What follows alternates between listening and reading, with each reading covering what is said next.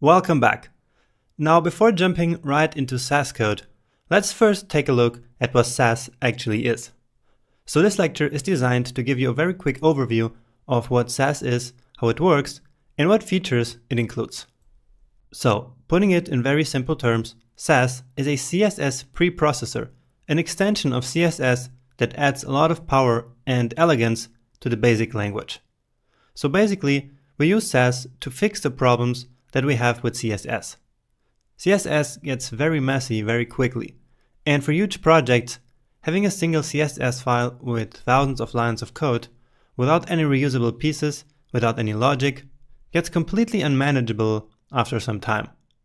And that's why we use Sass, which provides us with a couple of handy features and tools that CSS simply doesn't have, while at the same time not changing the fundamental way that CSS works. This in particular makes Sass very easy to learn, and so I'm sure that you'll be up to speed with Sass in no time. And the way Sass works is like this.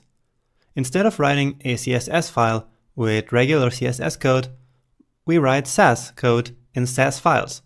Then we run a compiler, and that compiler converts the Sass code we wrote into regular CSS code, as if all we ever did was writing regular CSS in the first place. So we need to process our Sass code first, and that's why it's called a CSS preprocessor. So our website has no idea that the code we wrote in the beginning was in Sass, because it only ever sees the final output of the compiler in the form of CSS, of course. Okay? Does it make sense?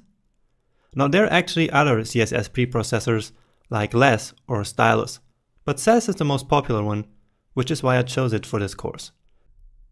So, what are these features that Sass actually gives us? Let's get a quick overview before we actually start writing Sass, so that we know what we're looking at here. First, Sass gives us variables, which, just like in normal programming languages, allow us to have reusable values such as colors, font sizes, spacing, etc. Next, we have nesting, in order to nest selectors inside of one another, allowing us to write less code. Next up, there are operators for mathematical operations right inside of CSS.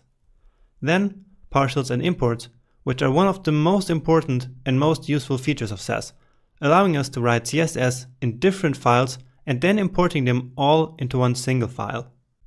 Next, there are mixins, to write reusable pieces of CSS code, and also functions, which are quite similar to mixins, with the difference that they produce a value that can be used later. Next up, we have extends, which can be used to make different selectors inherit declarations that are common to all of them. And finally, control directives allow developers to write complex code using conditionals and loops like in a real programming language. However, we do not cover this topic in this course because it's usually not needed in a real-world project. It's more for writing CSS frameworks or something. So, this was just a very high-level overview of Sass, and in the next two lectures, we're actually going to start using this, and everything will make a ton of sense to you. And now, one other thing before we start writing Sass, maybe you have been Googling Sass before and looked at some Sass code and seen different ways that the code looks. And that's right, there are actually two Sass syntaxes, which can be quite confusing, so let's clear that up. So one syntax, which is actually the original one, is just called Sass, like the language, and the other one is called SCSS, which stands for Sassy CSS. The Sass syntax is indentation sensitive and doesn't use any curly braces and semicolons, as you see here on the left side. However, I find this syntax a bit confusing, and I find it also more difficult to learn, and also more difficult to convert original CSS projects to Sass with the syntax. And that's why I prefer the SCSS syntax, which preserves the way that original CSS looks like. And that's why SCSS is what we're going to use in the rest of this course. Now, if for some reason you prefer the Sass syntax, please feel absolutely free to use that one, because everything should still work the exact same way, it will just look different. Alright, and that's it for the basic Sass intro. In the next lecture, we're finally going to dive right into it. So don't wait and hit play on that next video.